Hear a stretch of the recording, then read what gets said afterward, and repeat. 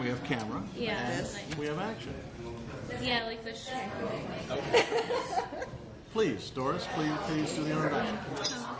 Tu-anh, welcome. We are delighted to have you here with us today to talk about your life and your work. So we're going to jump right in. What is mental imaging? How do you encourage your clients to use it? And what role does it play in both your work and your life? Well, mental imaging to me is not only that you have to visualize it, but you also have to believe it. Okay. And then the last thing is you have to take action. Just let me know when your video is over so I know whatever bring that food you. on. Yes, well, I'm sorry, I'm getting distracted. Sorry. can we up the volume? Talk a little louder. Yeah, I just didn't want to interrupt. Go ahead, that's fine. Sorry, I'm looking at her, but I see a lot of stimulation, so I got distracted. I'm So sorry. go ahead, we'll cut that part out. Just talk louder because we can talk louder. That's the point. That's the point of doing it now. Okay, we're not going to interrupt other people. No, that's fine. They like us. They like us here. This is before noon. It's not All the big right. restaurant. Go I ahead, know, they love talk it. it up. Okay. We start from the beginning. Go ahead. Okay. Volume. Tu-anh, welcome. We are delighted that you could be with us today to talk about both your life and your work. So let's jump right in. What is mental imaging? And how do you encourage your clients to do it? What role does it play in your work and your life? Okay, you just asked me a lot of questions, so let me start with the first one. Mental imaging to me is first you have to have a vision, and the second is you have to have belief, and the third is actions. So, you know, if you have a vision of what your life is going to look like 10 years from now, 5 years from now, but if you don't, deep down inside of you, you don't believe it, then how are you going to take action? So they all tie in together. So the very first thing is if you have the vision, sketch it out. What does that look like? If you sit here and just mentally meditate and visualize it, what does that life look like? So if you can see that, then you have to believe it yourself. And then when you take action, the next step is really cleaning out your surroundings, outside and inside. So you have to work on yourself internally. Then there's a lot of steps that goes into it, so it gets a little bit complicated. But the very first thing is you have to do an inventory of your external surroundings. What exactly is So that? what it means is, if you want a life full of happiness and free of stress and, full of prosperity, well, are you living in a clutter mess? If you take a look at your space, are you happy staying at your house, or do you just go home and you don't want to deal with it and then you just leave again? And the next thing is, what kind of people are you surrounding yourselves with? I know that there was some sort of study that, the 3 people that you are closest in your life, that determines what your life is going to look like. That's a good point. That's really important for people to know.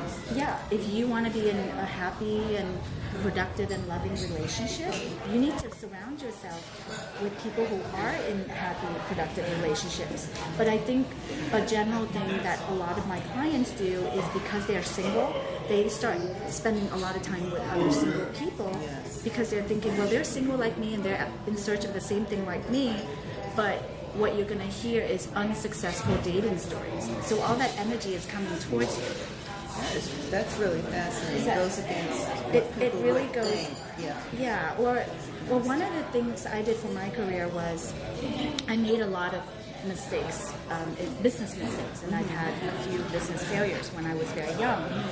So what I did for myself is, no more spending time with struggling artists that are constantly talking about, I can't pay my bills this month, I'm not, and I said, I got to surround myself with people who are very successful so I can learn from them, and I don't have to hear that negative talk. I hope that answers your question. Absolutely. It kind of gets complicated. No, it makes perfect sense. Yeah.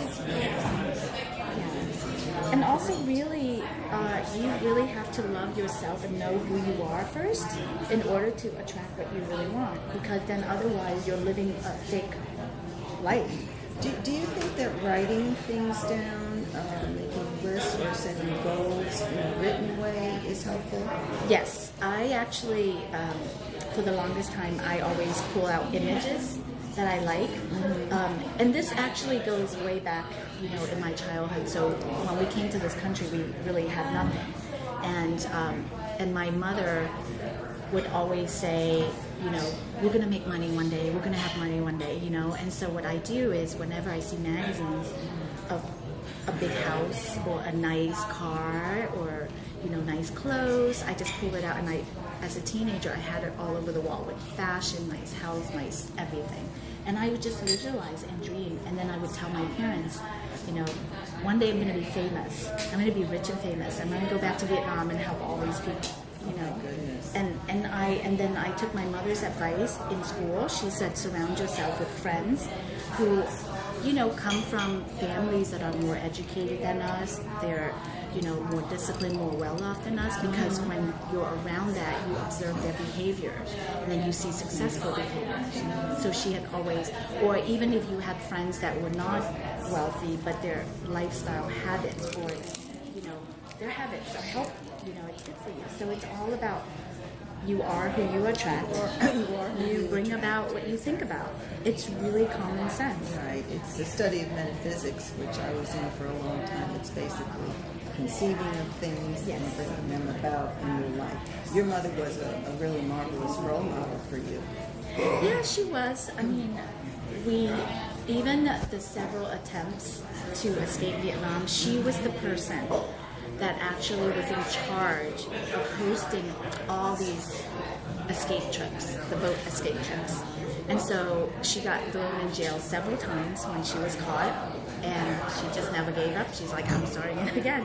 She would gather people together and she negotiate, and she does all these undercover things. And I remember at the time she would bring me along, and I used to, because she was a very attractive woman, and I used to listen to her talk to all these communist guys. And I'm thinking, they're trying to take over my dad's place. I don't like these men. But my mom was really trying to do, you know, her business. And then the one thing she said is, you have to have faith. We're going to make it. We're going to get out of here. We're going to come to the States.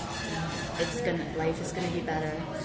And when we came to the States, we were very poor and we had nothing. And she said, never ever show people that we're struggling. When you walk out in public, you hold your head high, you act happy and positive, because you don't need to carry your burden and baggage around and let the world know that you're struggling. Great life lessons. Yeah, and I think, you know, she was very good at really putting that in my sisters and, you know, my siblings. You're very lucky to have that at an early age. Yeah. Because I think it makes you who you are. Yeah, and I really think it's very important because parents play a major role. You know, I think that we are who we are because of our parents. I totally agree. Because they help us when we're younger, and they're our role models, and they give us strength. Yes. You know. Okay, tell us about the recent art show, Art in Fashion, that was held at Artisphere in September.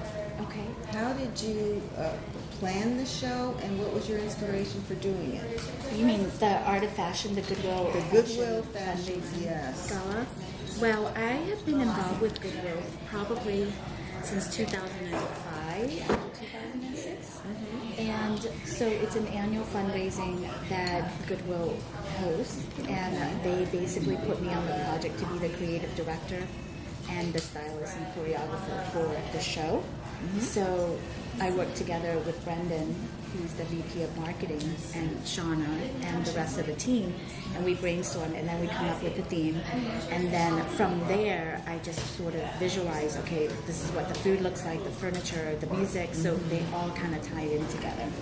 And then my team and I go out to all the different retail stores, and then we just go shopping. Tell us more I mean, we about call it styling, but I just call it shopping.